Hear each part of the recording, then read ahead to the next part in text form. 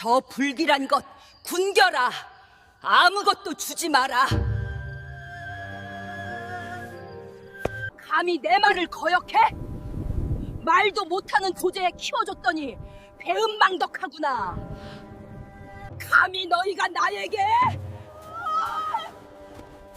정녕, 내가 누군지 모르느냐? 인연이 미쳤구나.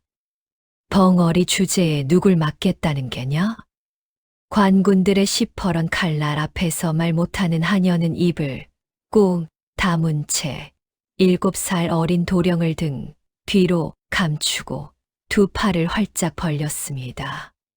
비켜라, 이년아. 안 비키면 너부터 벤다. 헌데 피 한 방울 섞이지 않은 천한 계집이 죽음을 눈앞에 두고도 한 발짝 물러서지 않았으니 그 굳게 담은 입술과 불타는 눈빛은 천 마디 말보다 강렬했습니다. 과연 말 한마디 못하는 그녀가 어떻게 도령의 목숨을 지켜냈을까요? 우리 인연이 여기서 끝나지 않게 구독이라는 정표 하나 남겨주시겠어요? 따스한 봄 햇살이 기와 지붕 위로 쏟아지던 한양 도성 위세 등등한 박대감댁에는 복순이라 불리는 하녀가 살고 있었습니다.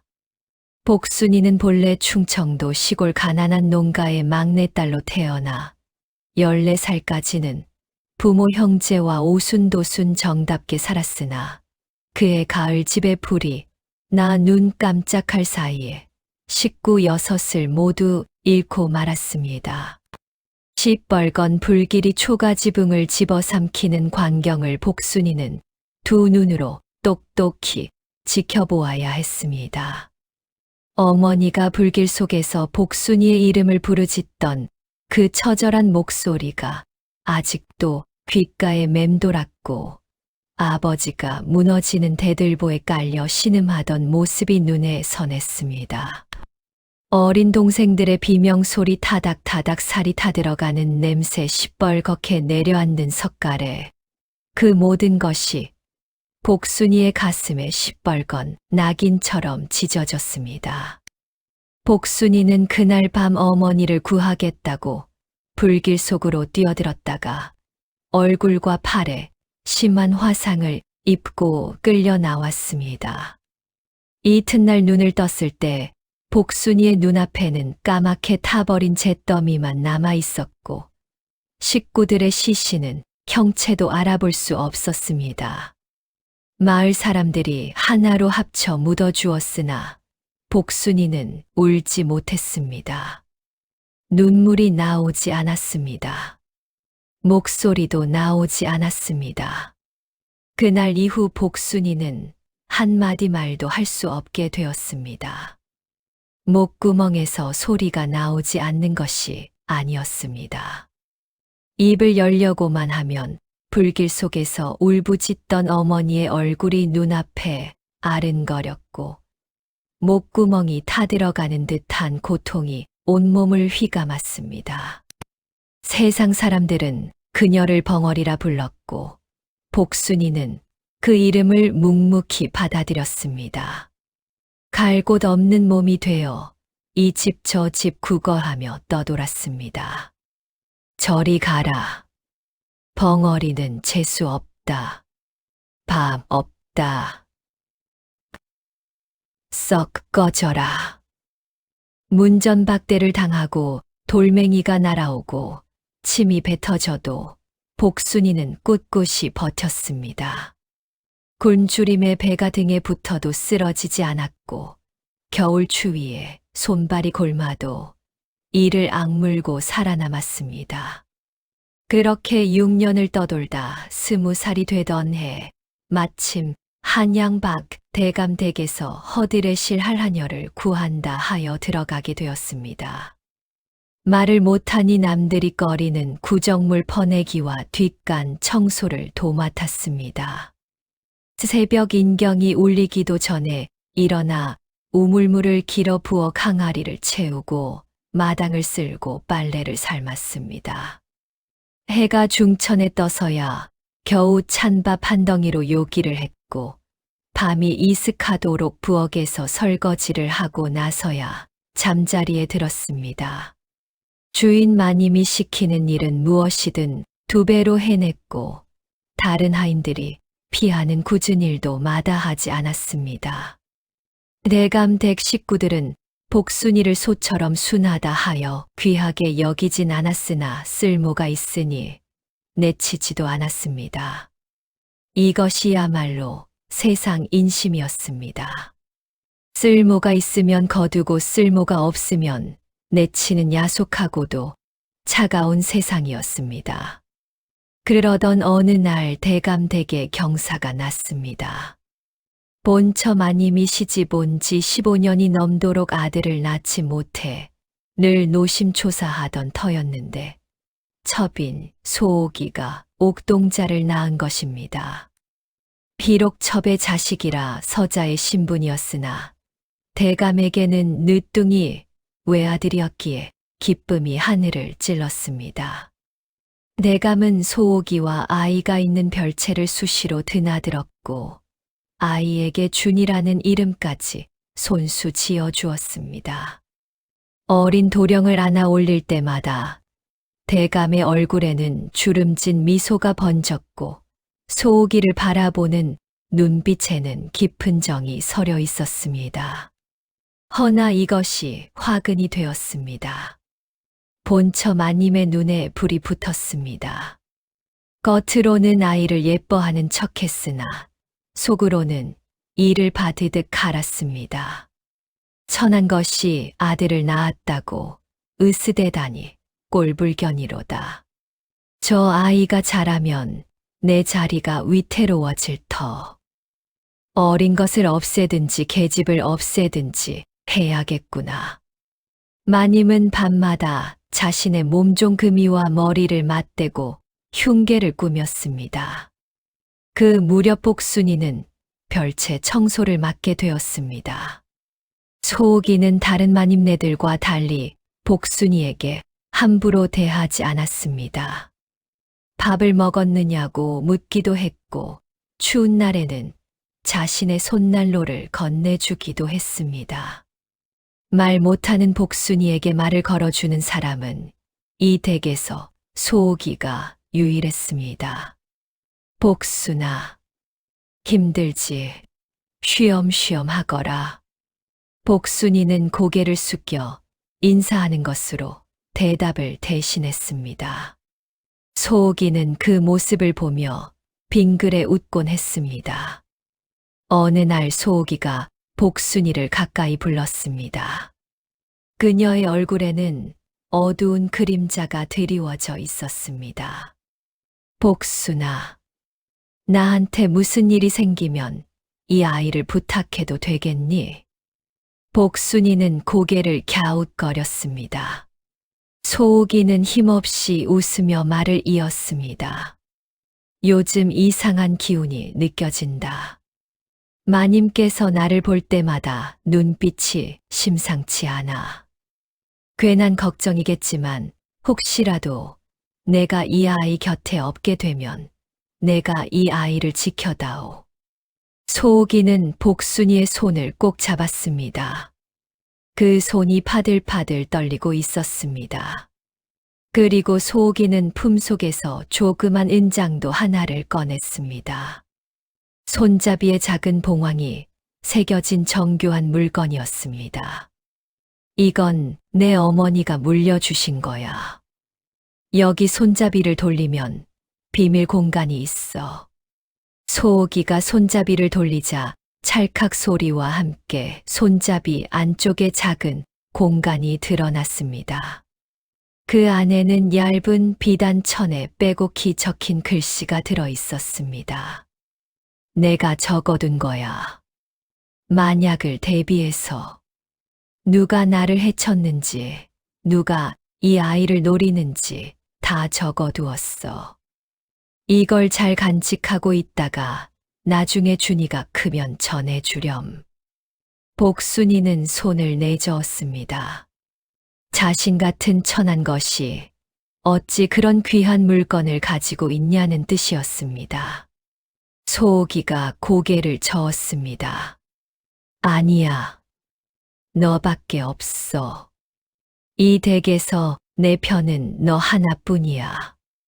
소옥이는 복순이의 손에 은장도를 쥐어주고는 꼭 쥐게 했습니다. 복순이의 눈가가 뜨거워졌습니다.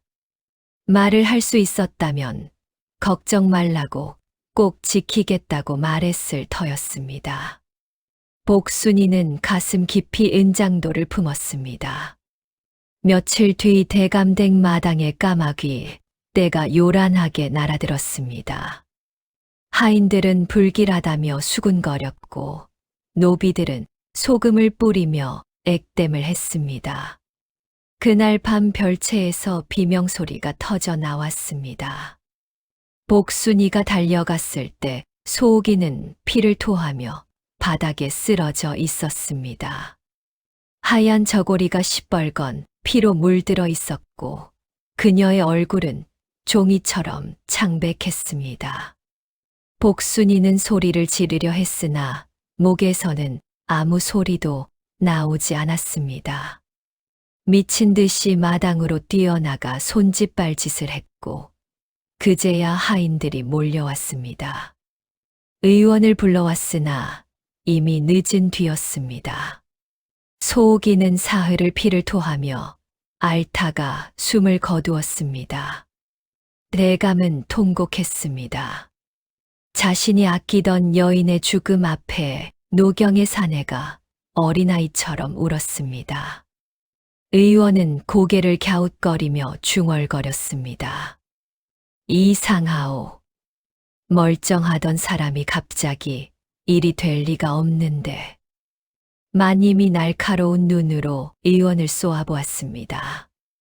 의원은 그 눈빛에 움찔하더니 급히 말을 바꾸었습니다. 아마도 풍토병인 듯합니다. 요즘 이런 병이 돌고 있다 하더이다. 마님은 고개를 끄덕이며 의원에게 은자 몇 냥을 쥐어주었습니다. 의원은 허리를 굽신거리며 물러갔습니다. 복순이는 그 광경을 부엌 뒤에 숨어서 지켜보았습니다. 가슴 속에 묻어둔 은장도가 불덩이처럼 뜨거웠습니다. 그날 밤 복순이는 별채 뒤를 지나다가 마님과 몸종금이가 나누는 대화를 엿듣게 되었습니다. 마님 일이 잘 되었습니다. 당약의 비상을 탄 것을 아무도 모릅니다. 쉿. 입 조심해라. 벽에도 귀가 있느니라. 이제 저 어린 것만 처리하면 되겠습니다. 어찌할까요? 서둘 것 없다. 시간을 두고 천천히 해야 의심을 안 받는다. 일단 굶겨서 병을 붙여라. 저절로 죽게끔. 복순이의 등골이 오싹해졌습니다. 다리에 힘이 풀려 그 자리에 주저앉을 뻔했습니다. 말을 할 수 있었다면 당장 대감께 달려가 고해 바쳤을 터였습니다. 허나 벙어리인 그녀로서는 속이 타들어갈 뿐이었습니다. 복순이는 떨리는 다리를 이끌고 간신히 자신의 처소로 돌아왔습니다. 품속의 은장도를 꺼내 꽉 쥐었습니다. 소옥이의 마지막 부탁이 귓가에 맴돌았습니다. 이 아이를 지켜다오. 그날 밤부터 복순이는 잠을 이루지 못했습니다. 어머니 잃은 갓난아이가 굶주려 우는 소리가 밤새 별채에서 들려왔습니다. 울다 지쳐 잠들었다가 다시 울고 또 울었습니다. 그 울음소리가 점점 힘을 잃어가고 있었습니다. 마님의 명으로 아무도 아이에게 젖을 물리지 않았습니다. 저 불길한 것에게 젖을 주지 마라. 어미가 죽은 것도 제 팔잔이 알아서 뒤따라 가게 내버려 두어라. 하인들은 감히 마님의 명을 거역하지 못했습니다. 아이의 울음소리가 점점 가늘어져도 모른 척 고개를 돌렸습니다. 복순이는 더 이상 참을 수가 없었습니다. 자신도 화마에 가족을 잃은 아픔을 알았습니다. 눈앞에서 타 죽어가는 식구들을 구하지 못한 무력감이 얼마나 뼈아픈지 알았습니다. 저 어린 생명마저 꺼져가는 것을 두 눈 뜨고 볼 수 없었습니다. 복순이는 밤마다 몰래 움직이기 시작했습니다. 부엌에서 쌀뜨물을 걸러 미음을 쑤었습니다. 모두가 잠든 삼경이 넘어서야 살금살금 별채로 향했습니다. 달빛에 의지하여 걸음을 옮겼고 마루가 삐걱거릴 때마다 심장이 터질 것 같았습니다. 별채 구석광에 버려진 아이는 힘없이 칭얼대고 있었습니다. 제대로 먹지 못해 살이 쪽 빠졌고 기저귀는 축축했습니다. 아이에게서 쉰내가 났고 볼은 헬쓱하게 말라 있었습니다.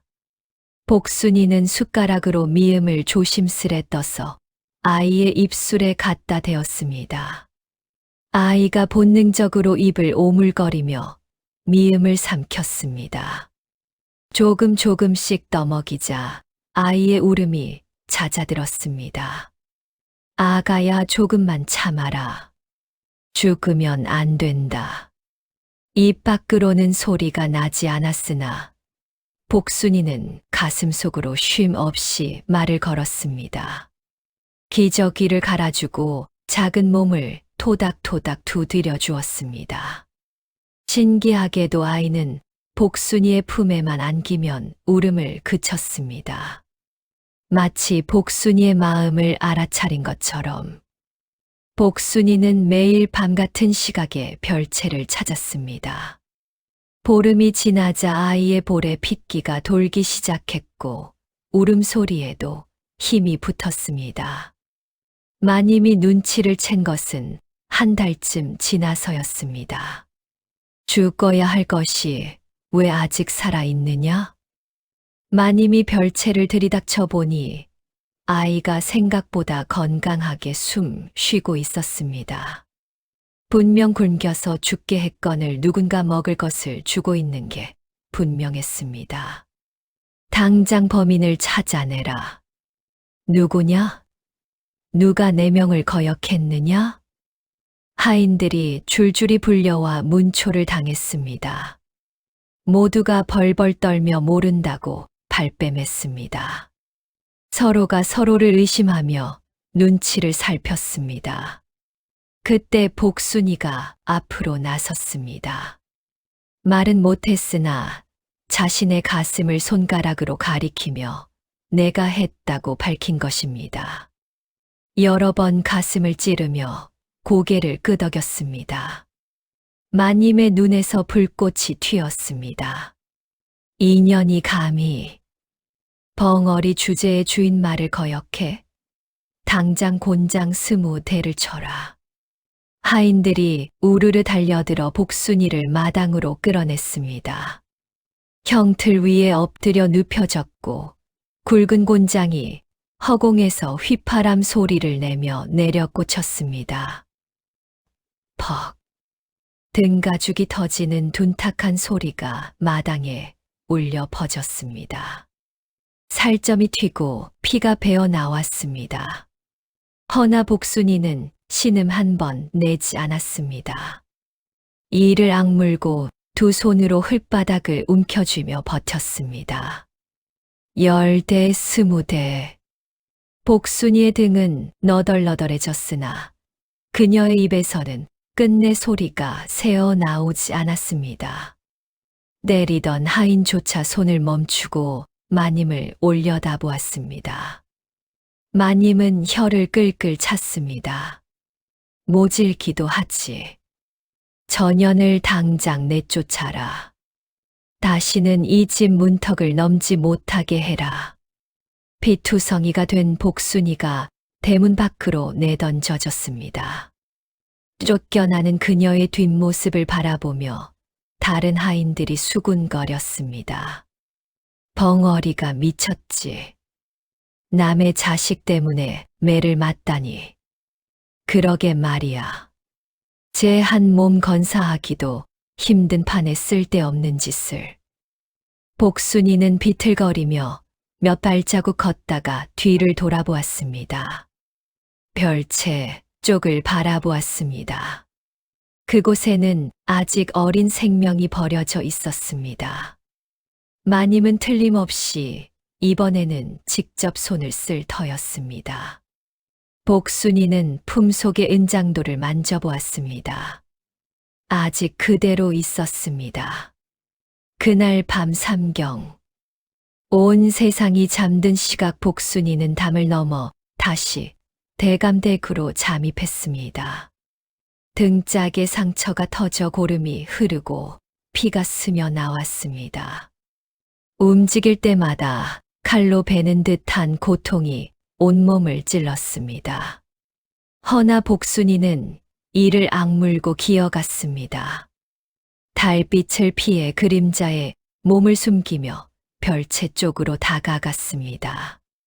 광문을 살그머니 열었습니다. 아이가 힘없이 울고 있었습니다. 벌써 기력이 많이 빠진 것 같았습니다. 복순이는 재빨리 아이를 포대기로 감싸 등에 업었습니다. 상처난 등가죽이 찢어지는 듯했으나 신경 쓸 겨를이 없었습니다. 담을 넘는 순간 안채에서 불빛이 켜졌습니다. 아이가 없어졌다. 도적이야. 소리가 터져 나왔고 대감댁 전체가 발칵 뒤집혔습니다. 복순이는 뒤도 돌아보지 않고 어둠 속으로 내달렸습니다. 한양성 밖을 벗어나 산길로 접어들었습니다. 복순이는 밤새 쉬지 않고 달렸습니다. 등에 업힌 아이가 울면 잠시 멈춰 달래주었다가 다시 뛰었습니다. 발바닥에 물집이 잡히고 터져서 피가 철철 흘렀습니다.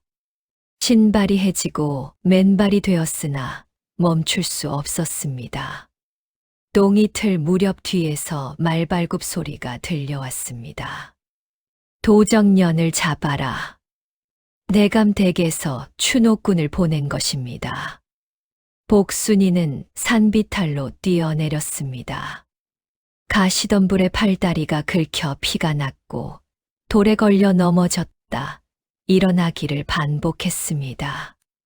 아이를 감싼 팔만은 절대 놓지 않았습니다. 굴러도 아이가 다치지 않게 제 몸으로 감쌌습니다. 골짜기 깊숙이 들어섰을 때 막다른 절벽이 나타났습니다. 뒤에서 추노꾼들이 다가오고 있었습니다. 잡았다. 추노꾼 셋이 칼을 빼들고 복순이에게 다가왔습니다. 그녀의 등 뒤로는 천길 낭떠러지였습니다. 순순히 아이를 내놓으면 목숨은 살려준다. 벙어리야, 어차피 말도 못할 테니 잡아봤자 쓸모도 없거든.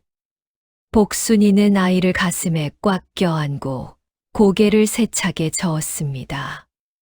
안 된다. 하하. 그럼 같이 죽어라. 추노꾼이 칼을 치켜들었습니다. 바로 그 순간이었습니다. 갑자기 숲속에서 거대한 울음소리가 터져 나왔습니다. 크앙! 낭이 울리는 듯한 굉음이었습니다. 추노꾼들이 얼어붙었습니다. 덤불 사이로 집채만 한 그림자가 나타났습니다. 달빛에 드러난 그것은 온몸이 눈처럼 흰 백호였습니다. 금빛 눈이 번쩍 빛났고 거대한 아가리에서 송곳니가 드러났습니다.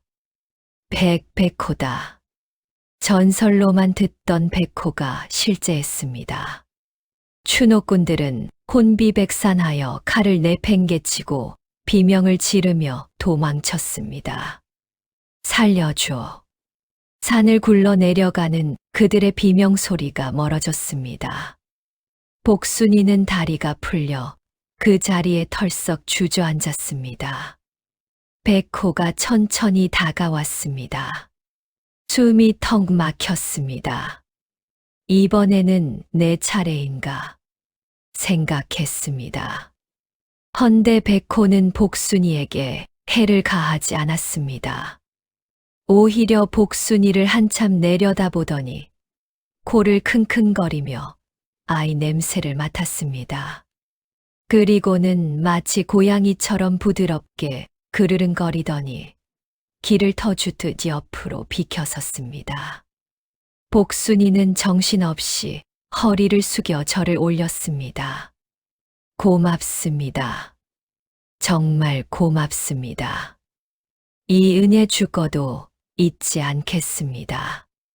입에서 소리가 나지 않았으나 온 마음을 담아 감사를 전했습니다. 백호는 한번 낮게 울더니 유유히 숲속으로 사라졌습니다. 마치 누군가의 간절한 기도가 불러낸 수호신 같았습니다. 복순이는 그렇게 목숨을 건졌습니다. 이튿날 새벽 깊은 산속에서 버려진 순막 하나를 찾아냈습니다. 지붕은 반쯤 내려앉았고 문짝은 아예 없었습니다.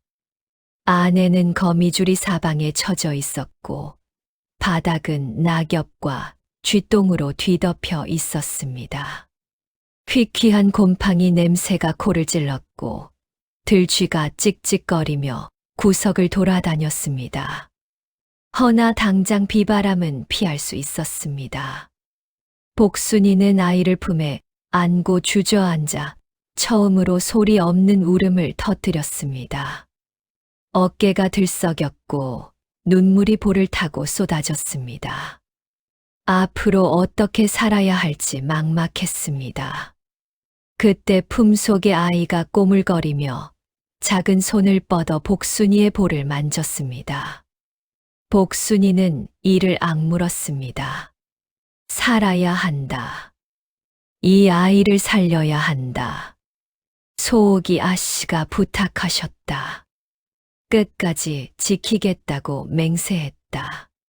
첫 번째 난관은 먹을 것이었습니다. 젖이 나오지 않으니 미음이라도 먹여야 했습니다. 허나 쌀이 없었습니다. 복순이는 산 아래 마을로 내려가 집집마다 문을 두드렸습니다. 허나 낯선 벙어리가 갓난아이를 안고 나타나자 사람들은 경계의 눈초리를 보냈습니다. 전현이 아이를 어디서 훔쳐왔대. 가까이 가지 마라. 재수 없다. 돌멩이가 날아왔습니다. 소금이 뿌려졌습니다. 침이 뱉어졌습니다.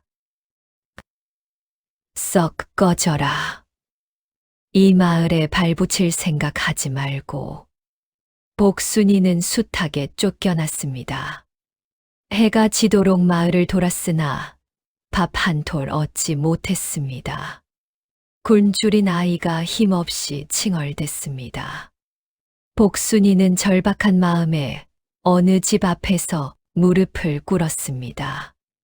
이마가 깨지도록 바닥에 머리를 찧었습니다. 피가 흘렀습니다. 마침내 마을 끝에 사는 과부 할머니가 측은한 마음이 들었는지 문을 열어주었습니다. 불쌍하기도 하지. 어디서 왔는지는 묻지 않을 테니 이거라도 가져가거라. 할머니가 내민 것은 식어 빠진 보리밥 한 덩이와 된장 한 숟가락이었습니다. 복순이는 눈물을 흘리며 연신 머리를 조아렸습니다. 순막으로 돌아와 그 밥을 물에 풀어 체에 걸러 미음을 만들었습니다. 아가야, 많이 먹어라.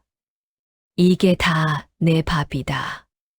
복순이는 아이에게 미음을 떠먹이고 자신은 밥풀만 건져 먹었습니다. 아니, 사실 아무것도 먹지 못했습니다. 다 아이에게 주었습니다. 복순이는 살 길을 궁리했습니다. 이대로는 굶어 죽을 게 분명했습니다. 무언가 돈이 될 만한 것을 해야 했습니다. 숫막 주변에 버려진 가마가 있었습니다. 예전에 누군가 숯을 굽던 흔적이었습니다. 복순이는 구걸하던 시절 화전민 마을을 지나다가 숯 굽는 것을 어깨 너머로 본 적이 있었습니다. 복순이는 산에서 나무를 베어다 가마에 쌓았습니다. 한 손에는 아이를 안고 한 손으로는 도끼를 휘둘렀습니다. 손바닥에 물집이 잡히고 터져서 피가 났습니다. 등에는 아직 곤장 맞은 상처가 덜 아물어 고름이 흘렀습니다.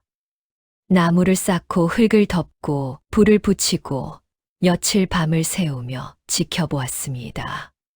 처음에는 실패했습니다. 불이 너무 세서 재가 되어 버리기도 했고, 불이 약해서 설이 근 나무가 나오기도 했습니다. 10번을 실패하고 20번을 실패했습니다. 손톱이 빠지고 손가락이 불에 대어 화상을 입었습니다. 연기를 너무 많이 마셔 기침이 멈추지 않았습니다. 눈이 따가워 며칠간 앞이 잘 보이지 않았습니다. 그래도 복순이는 포기하지 않았습니다. 이걸 팔아야 아이에게 쌀밥을 먹인다. 이걸 구워야 아이에게 새 옷을 입힌다. 마침내 30번째 시도에서 제대로 된 숯이 나왔습니다. 까맣고 단단하게 잘 구워진 숯이었습니다. 복순이는 그것을 지게에 지고 장터로 나갔습니다. 등에 아이를 업고 앞에는 숯을 진 채 험한 산길을 걸었습니다. 숯이요, 숯. 좋은 숯이요.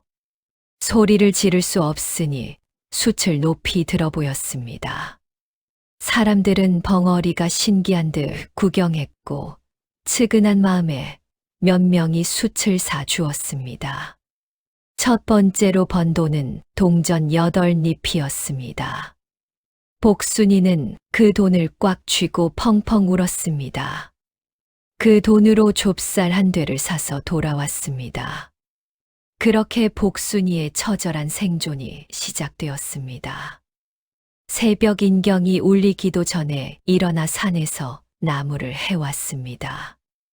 낮에는 숯가마에 불을 지피고 밤에는 아이를 돌보았습니다. 숯을 굽는 일은 상상 이상으로 고되었습니다. 숯가마 앞은 불지옥이었습니다. 여름에는 땀이 비 오듯 쏟아져 하루에 옷이 서너 번씩 젖었고 숨이 막혀 쓰러질 것 같았습니다. 겨울에는 가마 앞은 뜨거운데 등 뒤에서는 칼바람이 불어와 반쪽은 땀에 젖고 반쪽은 얼어붙었습니다. 나무를 베다가 손이 베어 피가 났습니다. 숯을 집다가 화상을 입어 손등이 부풀어 올랐습니다. 연기를 마셔 목이 쉬고 눈이 충혈되어 핏발이 섰습니다. 복순이의 손은 나무 껍질처럼 딱딱하게 굳었습니다. 손가락 마디마다 굳은 살이 박이고 갈라져 피가 배어 나왔습니다. 얼굴은 숯검정에 그을려 때가 된 것처럼 까맸고 머리카락은 부스스하게 엉켜 빗을 수가 없었습니다. 그래도 복순이는 짐 가득 숯을 담아 들고 장터에 나가면 세상을 다 가진 듯 뿌듯해했습니다. 세월이 흘러 아이가 3살이 되었을 때 복순이는 아이에게 이름을 지어 주었습니다. 모래 위에 나뭇가지로 준이라고 썼습니다. 그것은 소옥이가 지어준 이름이었습니다. 복순이가 아는 몇 안 되는 글자 중 하나였습니다. 아이가 옹알이를 하며 복순이를 불렀습니다. 어무이, 어무이. 복순이는 처음으로 환하게 웃었습니다. 말은 못해도 아이가 자신을 어머니로 여기는 것만으로 세상을 다 얻은 기분이었습니다. 숯을 굽다 지칠 때마다 아이가 어무이 하고 부르는 소리가 복순이를 다시 일으켜 세웠습니다. 준이가 5살 되던 해 겨울은 유난히 혹독했습니다. 사흘 밤낮을 눈보라가 몰아치더니 산길이 꽁꽁 얼어붙어 장에 나갈 수가 없었습니다. 춘막 안에는 먹을 것이라곤 좁쌀 한 줌뿐이었고 땔감마저 바닥이 나 추위가 뼛속까지 파고들었습니다. 복순이는 마지막 남은 좁쌀로 미음을 끓여 준이에게 먹였습니다. 자신은 눈을 녹인 물로 배를 채웠습니다. 어무이도 먹어. 준이가 숟가락을 내밀었습니다. 복순이는 고개를 저으며 배를 두드렸습니다. 배부르다는 신용이었습니다. 허나 사실 사흘째 굶고 있었습니다. 꼬르륵거리는 배를 손으로 꾹 누르며 참았습니다. 그날 밤 복순이는 잠든 준이를 품에 안고 숯불 꺼진 아궁이 앞에 웅크리고 앉았습니다. 차가운 바람이 문틈으로 스며들어 뼈를 깎았습니다. 복순이는 자신의 옷을 벗어 아이를 감쌌습니다. 그리고 그 위에 웅크리고 앉아 체온으로 아이를 덮였습니다. 새벽녘 기운이 다해 의식이 흐려졌습니다. 눈꺼풀이 무거웠습니다. 이대로 눈을 감으면 편할 것 같았습니다. 문득 불길 속에서 부르짖던 어머니의 얼굴이 떠올랐습니다. 어머니도 이런 마음이었을까? 자식을 살리려 제 몸을 던지는 이 마음이. 복순이는 마지막 힘을 짜내어 아이를 더 꽉 끌어안았습니다. 다행히 이튿날 눈보라가 멎었습니다. 복순이는 기다시피 산 아래로 내려가 도움을 청했습니다. 과부 할머니가 달려와 2사람을 업어다 자기 집으로 데려왔습니다. 뜨거운 미역국 한 그릇을 억지로 먹이고 온돌에 눕히자 그제야 복순이는 정신이 돌아왔습니다. 할머니가 혀를 끌끌 찼습니다. 미친년이 따로 없구나. 아무리 그래도 제 몸을 저리 망치면 어쩌려고. 내가 죽으면 그 아이는 누가 키우나? 복순이는 일어나 앉아 연신 머리를 조아렸습니다. 고맙다는 뜻이었습니다. 그리고 준이를 바라보는 눈빛에는 후회가 없었습니다. 이 아이만 살면 나는 상관없다. 그게 복순이의 마음이었습니다. 그해 겨울이 지나자 더 큰 시련이 찾아왔습니다. 준이가 열병에 걸린 것입니다. 갑자기 몸에 불이 붙은 듯 열이 올랐습니다. 온몸을 달달 떨며 경기를 일으켰습니다. 입술이 파랗게 질리고 눈동자가 뒤집혔습니다. 복순이는 미친 듯이 산 아래로 달려갔습니다. 마을에 의원이 없었습니다. 가장 가까운 의원은 40리 밖에 있었습니다. 복순이는 밤새 달렸습니다. 발이 피투성이가 되어도 멈추지 않았습니다. 새벽녘에 의원을 찾아가 무릎을 꿇고 머리를 조아렸습니다. 말을 할 수 없으니 손짓발짓으로 사정을 설명했습니다. 아이가 아프다 살려달라 제발. 의원은 처음에 귀찮은 듯 손을 내저었습니다. 돈이 있느냐? 없으면 못 간다. 복순이는 품에서 옷고름을 풀어 가지고 있던 동전을 모두 꺼내 의원 앞에 내밀었습니다. 몇 달간 모은 전 재산이었습니다. 의원은 돈을 세어보더니 마지못해 일어섰습니다. 복순이는 의원을 등에 업고 40리 산길을 달려 돌아왔습니다. 해가 중천에 뜰 때쯤 순막에 도착했습니다. 다행히 의원이 침을 놓고 약을 지어 먹이자 준이의 열이 내리기 시작했습니다. 사흘 밤낮을 복순이는 눈을 붙이지 못하고 아이 곁을 지켰습니다.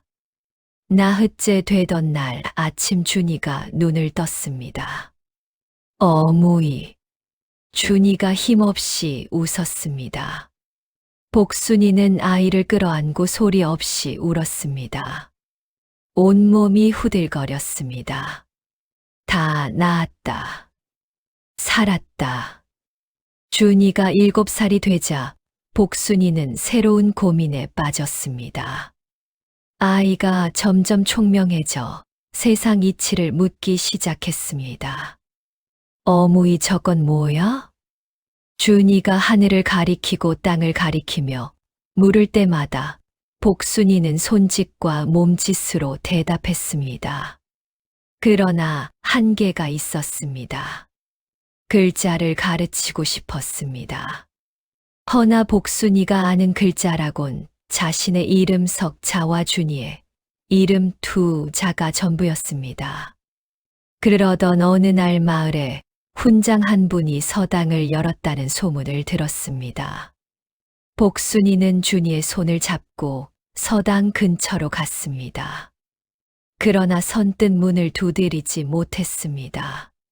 숯 굽는 벙어리의 자식을 누가 받아주겠습니까? 서당 앞에서 한참을 머뭇거리다 발길을 돌렸습니다. 그날 밤부터 복순이는 매일 저녁 서당 담장 밖에 쪼그리고 앉았습니다. 훈장이 글 읽는 소리가 담장 너머로 흘러나왔습니다.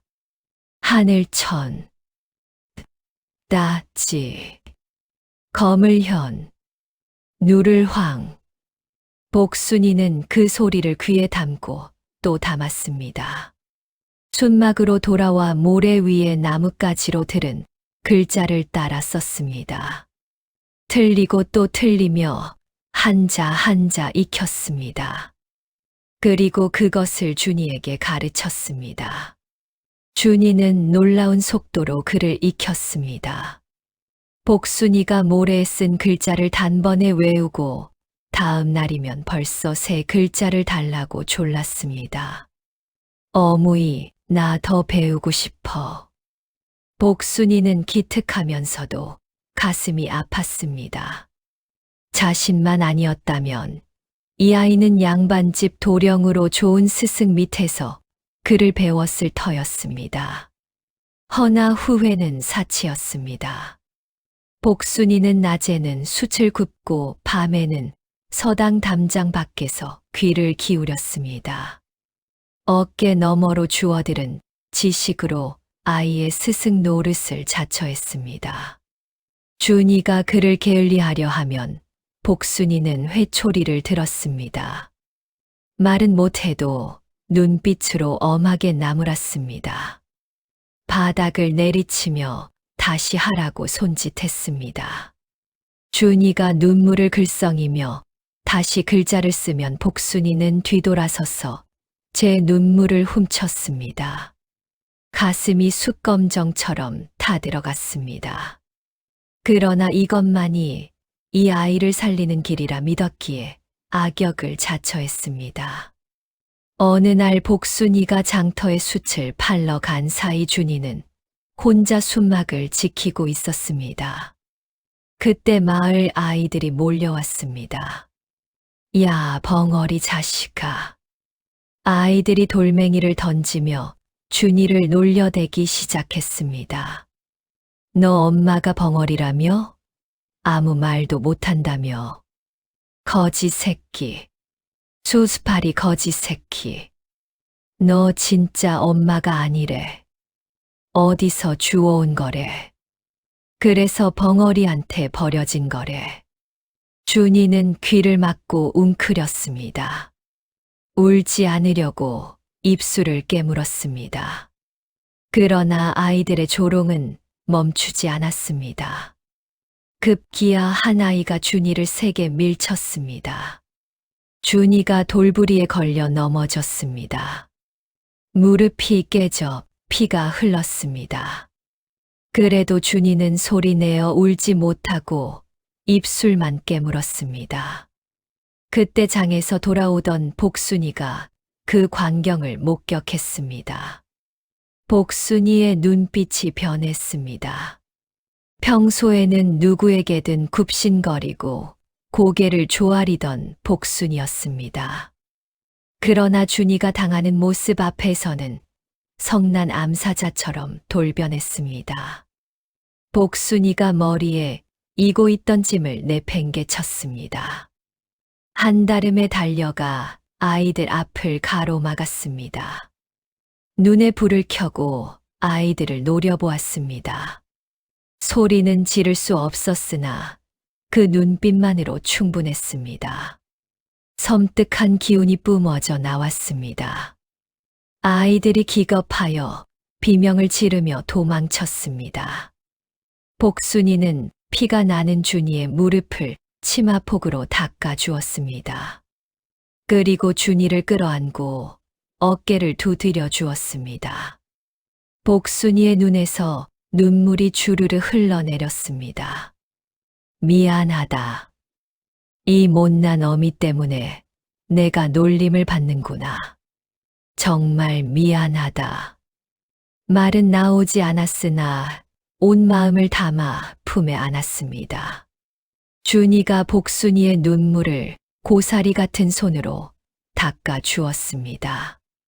어무이 울지 마. 나 안 아파. 진짜야. 7살 아이가 도리어 어미를 위로했습니다. 세월이 흘러 준이는 10살이 되었습니다. 글재주가 뛰어나 마을에서도 소문이 났습니다. 서당 훈장이 소문을 듣고 복순이를 찾아왔습니다. 저 아이가 과연 숫쟁이의 자식이란 말인가? 골상이 비범하고 눈빛이 예사롭지 않구나. 내 따로 가르치고 싶으니 서당에 보내거라. 복순이는 너무 감격하여 훈장 앞에서 연신 머리를 조아렸습니다. 그날부터 준이는 정식으로 서당에 다니게 되었습니다. 준이는 스승의 기대에 부응하듯 눈부시게 성장했습니다. 12살이 되자 이미 사서삼경을 떼고 시를 지을 줄 알았습니다. 훈장은 감탄을 금치 못했습니다. 이 아이는 큰 인물이 될 제목이로다. 양반집 자제들보다 훨씬 낫구나. 복순이는 아들의 글 읽는 소리를 들으며 숫가마 앞에서 눈물을 훔쳤습니다. 내가 말을 할 수 있었다면 자장가라도 불러주었을 텐데. 허나 준이가 이렇게 자라주는 것만으로도 세상을 다 가진 듯 행복하구나. 그해 가을 장터에서 변이 생겼습니다. 복순이가 숯을 팔고 있는데 웬 험상궂은 사내가 준이를 빤히 쳐다보는 것이었습니다. 그 눈빛이 심상치 않아 복순이가 급히 준이를 데리고 자리를 피했습니다. 그러나 사내는 질긴 놈처럼 뒤를 밟았습니다. 산길에 들어서자 사내가 앞을 가로막았습니다. 내가 10년 전 한양박 대감댁에서 아이를 훔쳐 달아난 벙어리 계집이지. 복순이의 심장이 덜컥 내려앉았습니다. 사내는 박 대감댁에서 보낸 추노꾼이었습니다. 마님이 10년이 넘도록 복순이의 행방을 수소문했던 것입니다. 끈질긴 추적 끝에 마침내 종적을 찾아낸 것이었습니다. 서자 도령을 당장 내놓아라. 마님께서 친히 데려오라 명하셨다. 복순이는 준이를 등 뒤로 감추며 고개를 세차게 저었습니다. 절대로 이 아이를 넘겨줄 수 없었습니다. 저 마님에게 돌아가면 준이는 죽습니다. 사내가 칼을 빼들었습니다. 말로 해서는 안 되겠구나. 순순히 내놓지 않으면 너부터 베겠다. 바로 그 순간 복순이가 움직였습니다. 옆에 있던 숯가마에 뜨거운 재를 한 움큼 집어 사내의 얼굴에 뿌린 것입니다. 사내가 비명을 지르며 눈을 감았습니다. 그 틈을 타 복순이는 준이를 번쩍 들쳐 업고 산속으로 내달렸습니다. 뒤에서 사내의 욕설이 들려왔습니다. 이년아 끝까지 쫓아가서 죽여버리겠다. 복순이는 멈추지 않았습니다. 숨이 턱까지 차올랐습니다. 다리가 후들거렸습니다. 그러나 등에 업힌 아이의 체온이 그녀를 앞으로 밀어주었습니다. 그날 밤 복순이는 결심했습니다. 이 산을 떠나야 한다. 더 깊은 곳으로 더 멀리 도망쳐야 한다. 준이가 잠든 틈을 타 보따리를 쌌습니다. 10년간 모은 재산이라곤 동전 선양과 옷까지 엿벌이 전부였습니다. 그리고 품속 깊이 간직한 은장도. 복순이는 잠든 준이의 얼굴을 내려다보며 가슴 속으로 다짐했습니다. 끝까지 지키겠다. 내 목숨이 붙어 있는 한 이 아이를 지키겠다. 새벽 닭이 울기 전에 길을 나섰습니다. 경상도를 벗어나 전라도 땅으로 접어들었습니다. 보름을 걸어 지리산 자락 깊숙한 곳에 새 보금자리를 마련했습니다. 이번에는 순막이 아니라 버려진 움막이었습니다. 지붕에는 구멍이 숭숭 뚫려 있었고 기둥은 기울어져 금방이라도 무너질 것 같았습니다. 복순이는 손수 흙을 이겨 벽을 바르고 짚을 엮어 지붕을 얹었습니다. 준이도 어린 손으로 거들었습니다. 한 달 만에 그럭저럭 사람 사는 집 모양이 갖추어졌습니다. 새 마을 사람들은 처음에는 경계했습니다. 어디서 왔는지도 모르는 벙어리와 아이라니. 그러나 복순이의 부지런함을 보고는 차츰 마음을 열었습니다. 마을 촌장 어른이 말했습니다. 벙어리라도 저리 일을 잘하고 아이를 금이야 오기야 키우는 것을 보니 마음씨가 바른 여인이로다. 촌장의 말 한마디에 다른 마을 사람들도 태도를 바꾸었습니다. 복순이는 다시 숯을 굽기 시작했습니다. 새 가마를 짓고 나무를 베어다 불을 지폈습니다. 숯을 구워 장에 내다 팔아 좁쌀과 소금을 사왔습니다.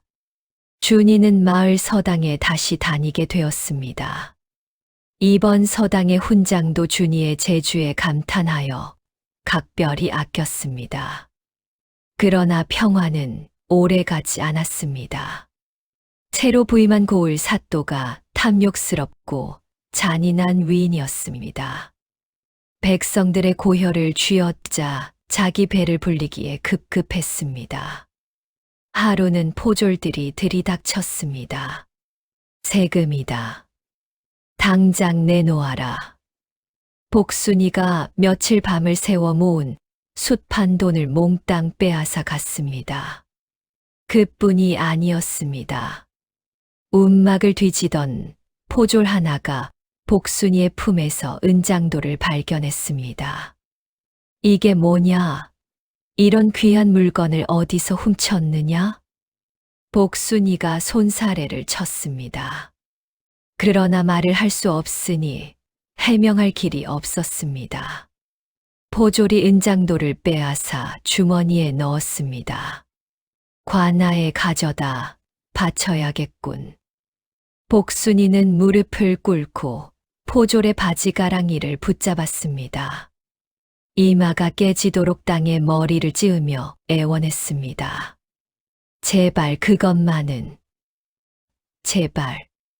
말은 나오지 않았으나 온몸으로 빌었습니다. 그러나 포졸은 발로 복순이를 걷어차며 가버렸습니다. 복순이는 넋이 나간 채 바닥에 엎드려 있었습니다. 소옥이 아씨가 남긴 유일한 증거가 사라졌습니다. 그 안에 든 유서를 찾지 못하면 영원히 진실을 밝힐 수 없었습니다. 그날 밤 복순이는 뜬 눈으로 밤을 새웠습니다.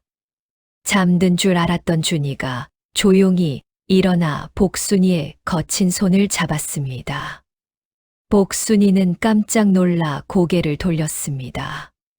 준이의 눈빛은 더 이상 철부지 아이의 것이 아니었습니다. 14살 소년의 눈에는 단단한 결의가 서려 있었습니다. 어무이, 나 이제 다 알아. 복순이가 놀란 눈으로 준이를 바라보았습니다. 서당 훈장님께 들었어. 내가 한양 양반집 서자라는 것. 친어머니가 독살당했다는 것. 어무이가 날 안고 도망쳤다는 것. 복순이의 눈에서 눈물이 왈칵 쏟아졌습니다. 두 손으로 얼굴을 감싸며 어깨를 들썩였습니다. 준이가 복순이를 끌어안았습니다. 어무이, 울지 마. 내 반드시 커서 성공할 거야. 그래서 어무이 호강시켜 줄 거야. 저들이 빼앗아 간 것도 다 되찾을 거야. 내 친어머니의 억울함도 꼭 풀 거야. 준이의 목소리는 단단했습니다. 그러니까 어무이, 조금만 더 기다려줘. 복순이는 아무 말도 할 수 없었습니다. 그저 준이를 더 세게 끌어안았습니다. 척박한 움막의 밤바람 소리만이 두 사람의 흐느낌을 감싸 안았습니다. 세월은 무심하게 흘러 강산이 한 번 변한다는 10년이 지났습니다. 어느덧 준이는 의젓한 24살 청년으로 성장했습니다. 거친 바닷바람과 산바람에 그의 얼굴은 검게 그을렸으나 그 눈빛만은 새별처럼 빛나고 깊은 학식이 서려 있었습니다. 준이는 과거를 보러 한양으로 올라갈 채비를 했습니다. 떠나기 전날 밤 준이는 복순이의 손을 꼭 잡았습니다. 어무이 기다려. 내 반드시 돌아올 거야. 그때는 어무이를 꽃가마에 태워서 모시고 갈 거야. 복순이는 고개를 끄덕였습니다. 눈물을 훔치며 준이의 옷매무새를 다듬어 주었습니다. 그런데 준이가 떠난 뒤 얼마 지나지 않아 마을에 낯선 사람들이 나타났습니다. 한양에서 왔다는 포졸들이 집집마다 뒤지고 다녔습니다. 20여 년 전 한양 밖 대감댁에서 달아난 벙어리 계집과 서자를 찾고 있소. 아는 자는 당장 고하시오. 숨기는 자는 연좌죄로 다스릴 것이오. 복순이의 얼굴이 하얗게 질렸습니다. 20년이 넘도록 마님은 포기하지 않은 것입니다. 마을 사람들이 서로 눈치를 보았습니다. 복순이가 벙어리라는 것은 모두가 알고 있었습니다. 마침내 한 사내가 손가락질을 했습니다. 저 산 위 움막에 벙어리 계집이 살고 있습니다. 배신이었습니다. 20년 넘게 이웃으로 살았건만 관리의 위세 앞에서 사람들은 쉽게 등을 돌렸습니다.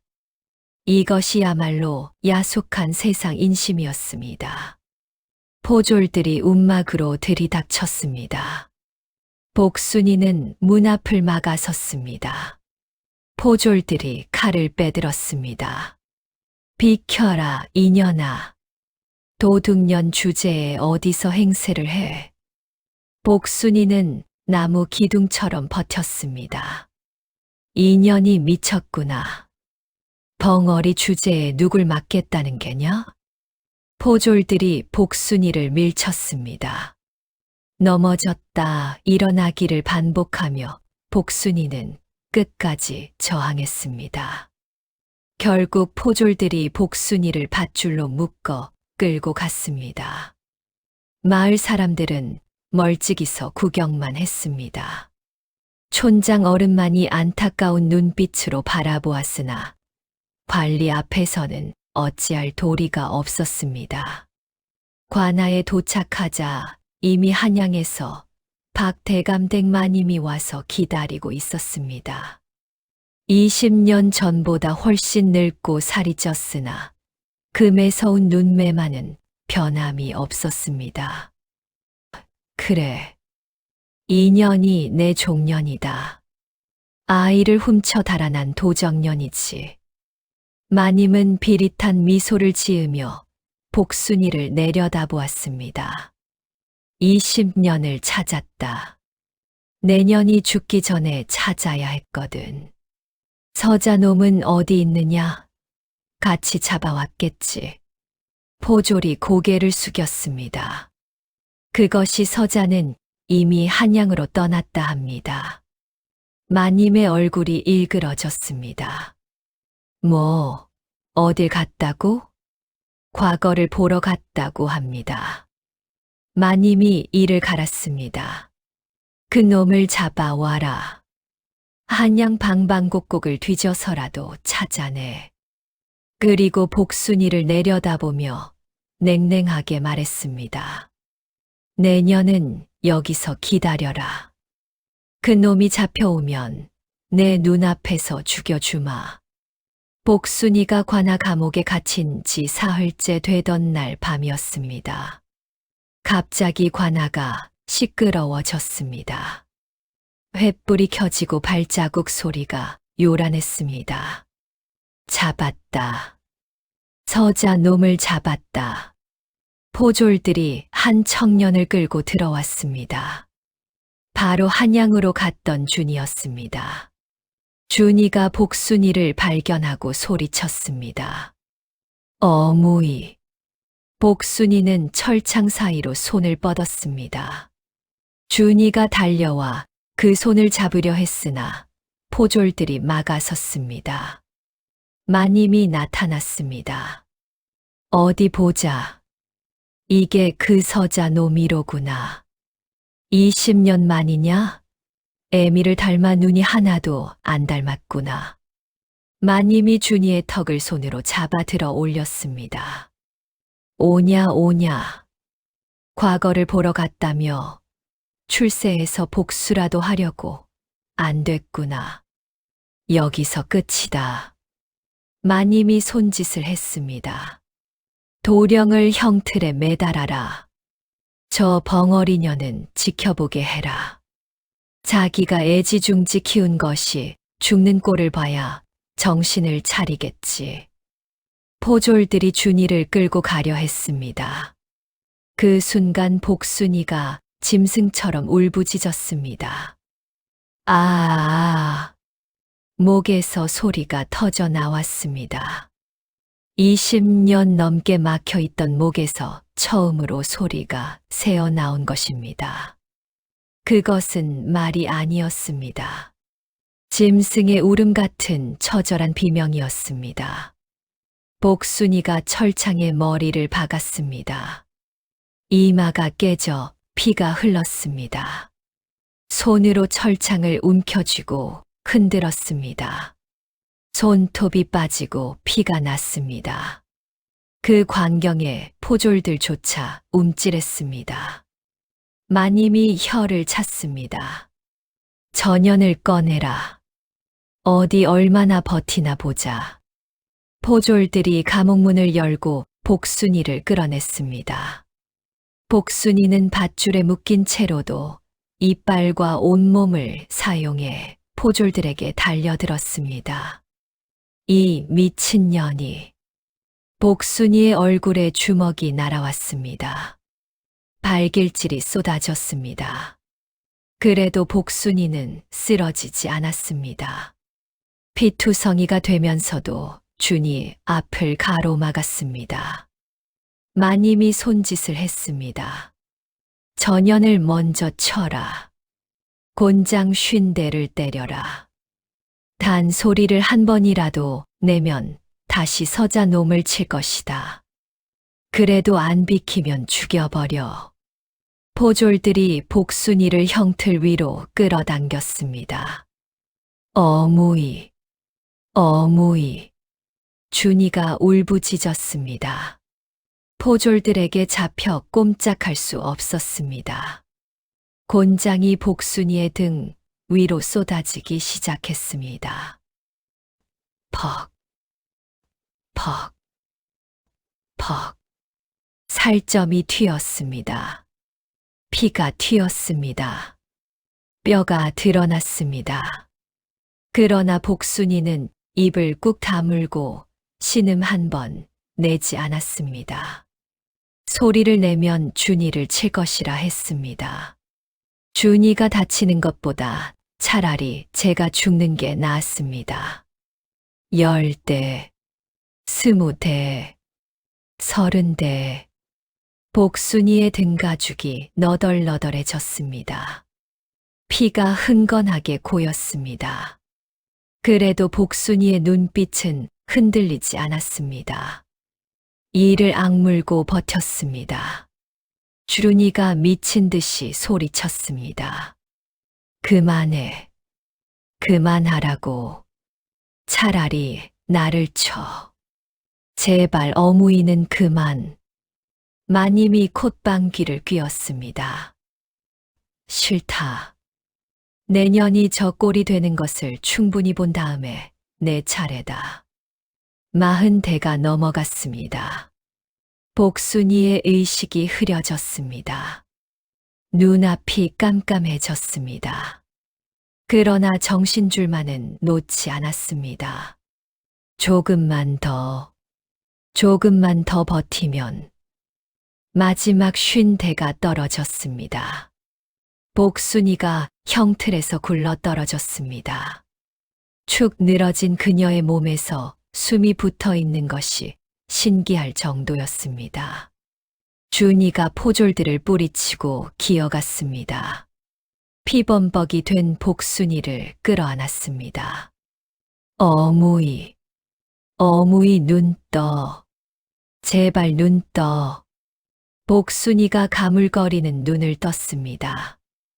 떨리는 손을 들어 준이의 뺨을 어루만졌습니다. 괜찮으냐? 입술이 달싹거렸습니다. 소리는 나지 않았으나 준이는 알아들었습니다. 준이는 복순이를 끌어안고 엉엉 울었습니다. 구경하던 관아의 아전들과 백성들까지 옷자락으로 눈물을 훔쳤습니다. 바로 그때였습니다. 관아 대문이 쾅 하고 부서지듯 열렸습니다. 암행어사 출두요. 천둥 소리보다 거대한 함성이 관아 마당을 뒤흔들었습니다. 암행어사 출두요. 죄인들은 단 한 놈도 도망치지 마라. 마패를 높이 든 장정이 성큼성큼 들어왔습니다. 뒤를 따라 포졸 수십 명이 관아를 에워쌌습니다. 마님의 얼굴이 하얗게 질렸습니다. 뭐야. 이게 무슨 짓이야.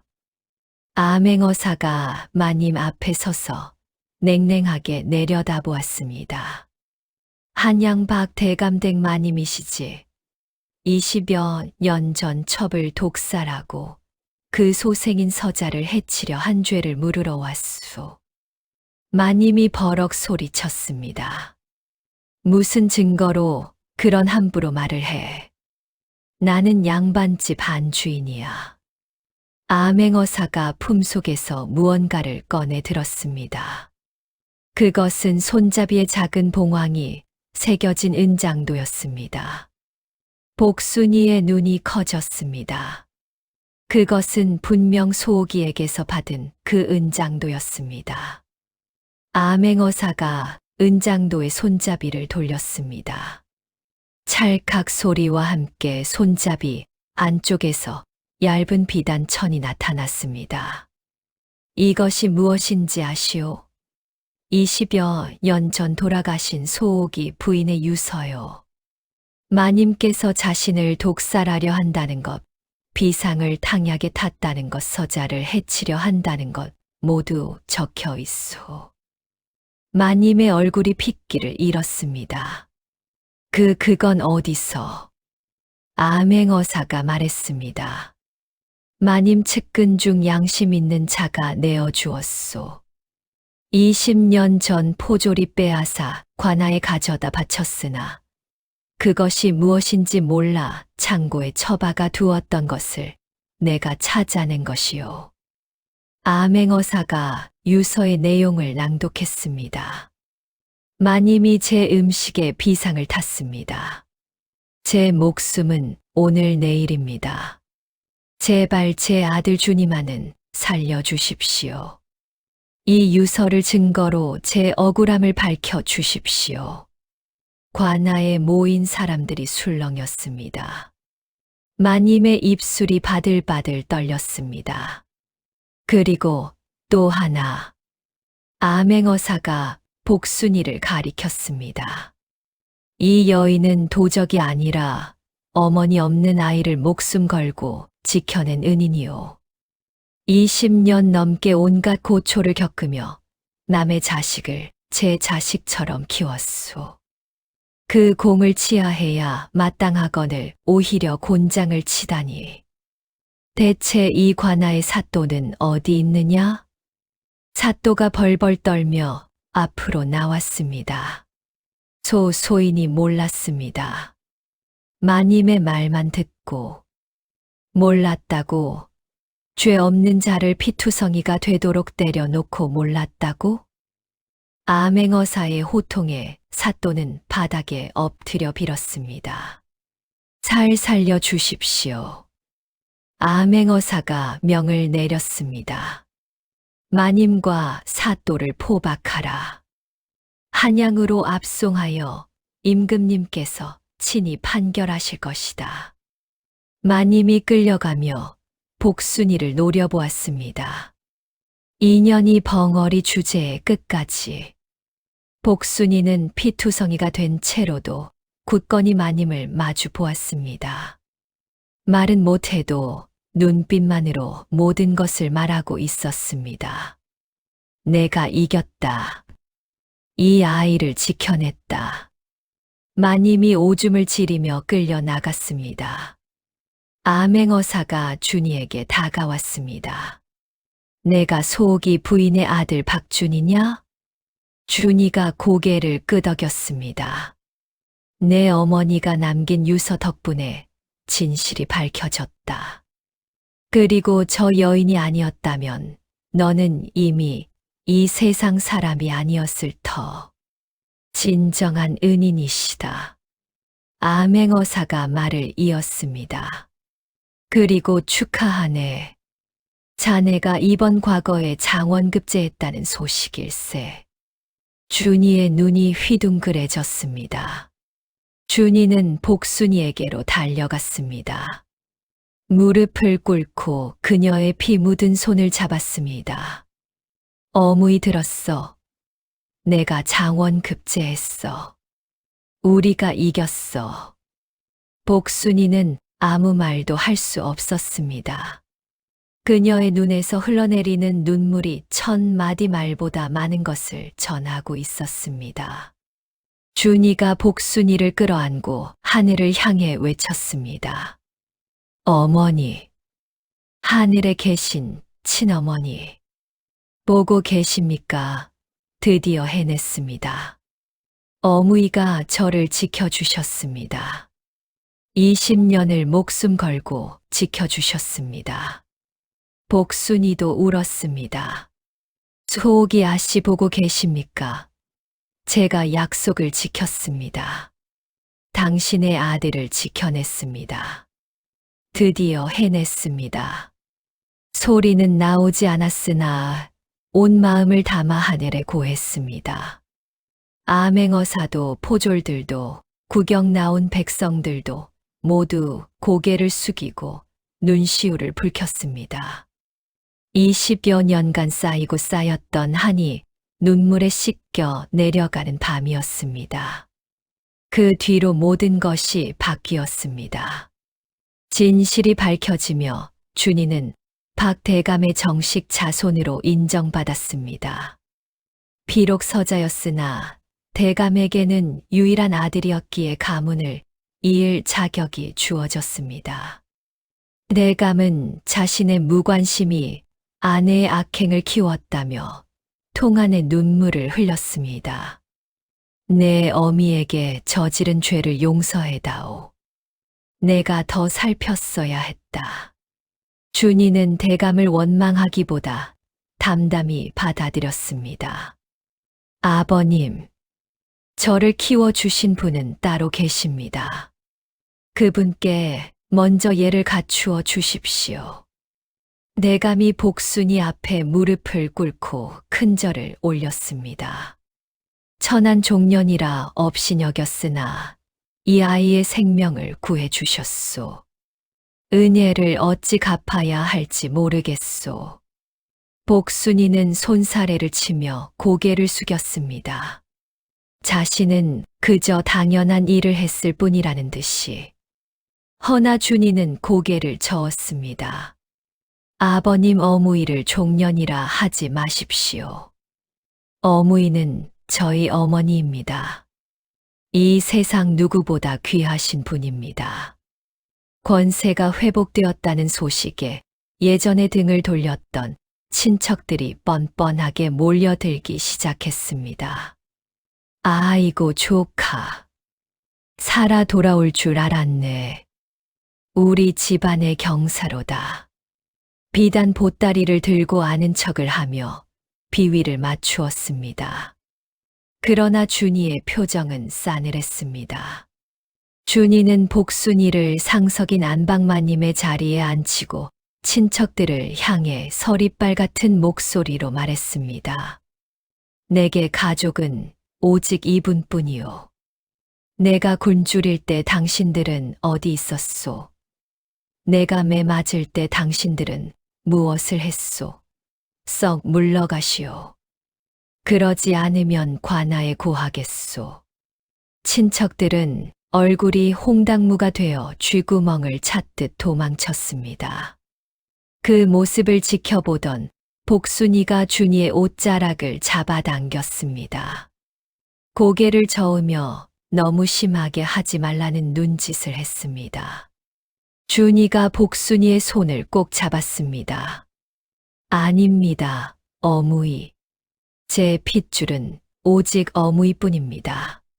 저를 낳아 주신 것은 친어머니지만 저를 살려 주신 것은 어무이입니다. 두 분 다 제 어머니입니다. 며칠 뒤 장날이었습니다. 준이가 비단가게에 들러 고운 꽃신 한 켤레를 샀습니다. 집으로 돌아와 복순이를 마루에 앉혔습니다. 늙고 병들어 거동이 불편해진 복순이었습니다. 곤장 맞은 상처가 아물었으나 허리가 굽어 제대로 걷기 힘들었습니다. 준이는 자신의 관복 자락이 흙바닥에 끌리는 것도 아랑곳하지 않고 복순이 앞에 무릎을 꿇었습니다. 그리고 직접 복순이의 맨발에 꽃신을 신겨 드렸습니다. 20년 넘게 맨발로 숯을 굽던 발이었습니다. 굳은 살이 박이고 갈라지고 상처투성이인 발이었습니다. 준이가 그 발을 손으로 감싸며 말했습니다. 어무이, 아니 어머니, 이제 이 꽃신 신고 꽃길만 걸으세요. 그동안 가시밭길 걷게 해드려 죄송합니다. 복순이는 꽃신을 받아들고 하염없이 울었습니다. 평생 천한 것 벙어리라 불리며 살았습니다. 말 한마디 못하고 숨죽이며 살았습니다. 허나 이 순간만큼은 온 세상에 소리치고 싶었습니다. 내 아들이다. 내 아들이야. 준이는 높은 벼슬에 올랐으나 화려한 기와집 대신 지리산 자락 근처에 소박한 초가를 지었습니다. 도련님 어찌 양반이 초가에 사십니까? 마을 사람들이 고개를 갸웃거렸습니다. 준이가 빙그레 웃으며 대답했습니다. 제 어머니가 초가를 좋아하시거든요. 큰 집은 춥고 외로우시대요. 복순이는 여전히 숯을 구웠습니다. 이제 더 이상 생계를 위해 구울 필요는 없었으나 평생의 습관이 몸에 배어 있었습니다. 준이는 그런 어머니를 말리지 않았습니다. 대신 늘 곁에서 숯을 나르고 불을 떼며 함께 했습니다.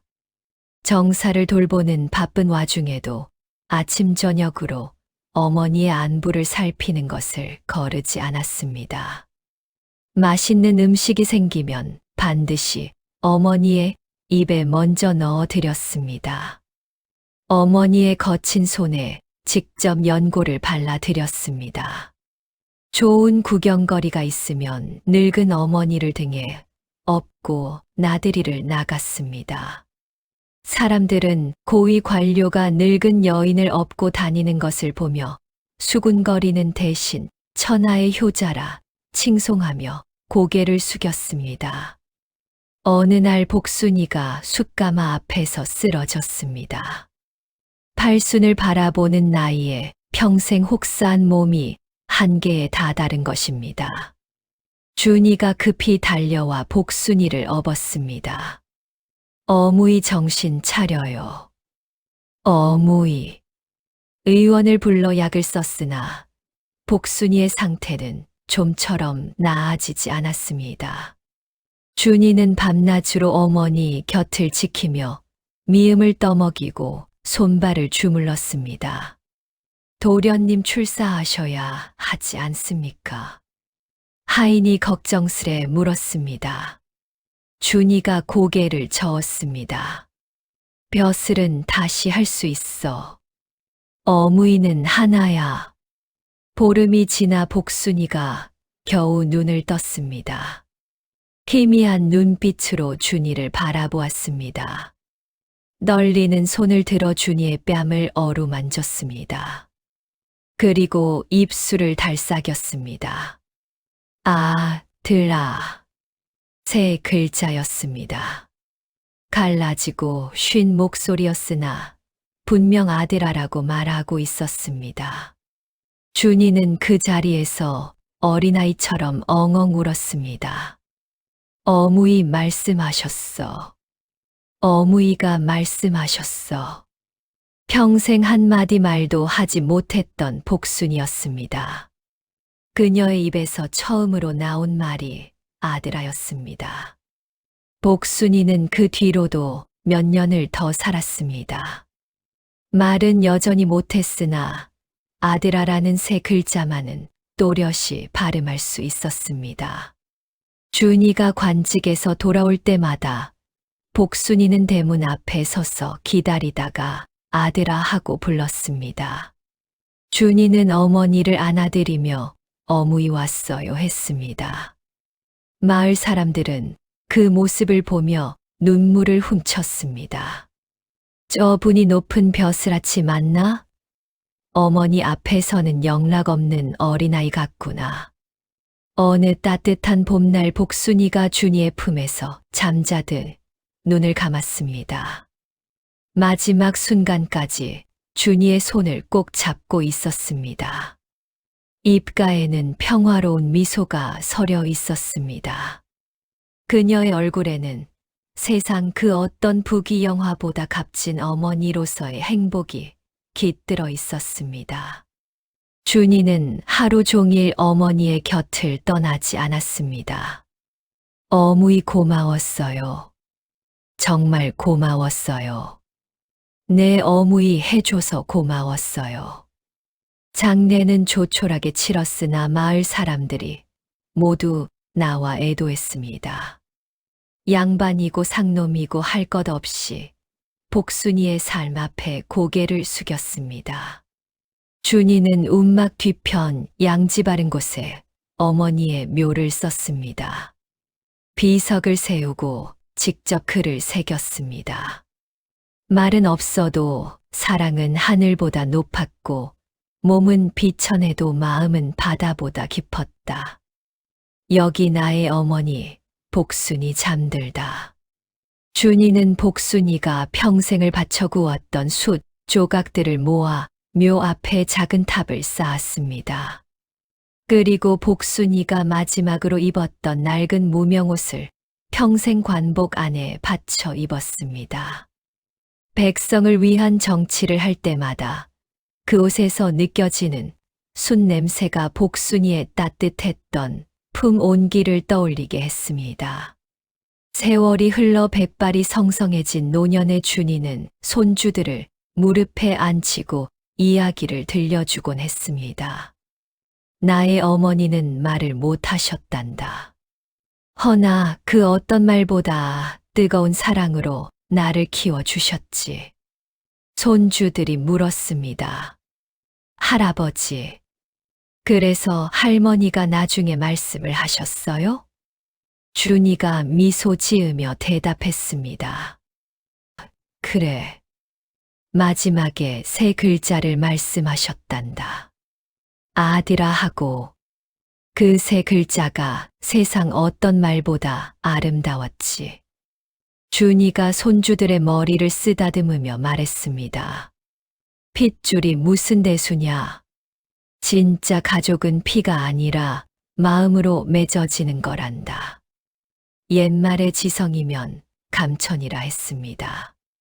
말 못하는 하녀가 남의 자식을 목숨 걸고 지켜낸 사랑 그리고 그 사랑에 평생을 바쳐 보답한 아들. 진정한 가족이란 핏줄로 이어지는 것이 아니라 서로를 위하는 애틋한 마음으로 맺어지는 것임을 이 이야기는 보여줍니다. 핏줄보다 진한 것은 눈물이었고 눈물보다 진한 것은 바로 침묵 속에 담긴 사랑이었습니다. 우리 인연이 여기서 끝나지 않게 구독이라는 정표 하나 남겨주시겠어요? 당신이 눌러주시는 좋아요 알림 설정 하나가 제 마음의 작은 등불이 됩니다.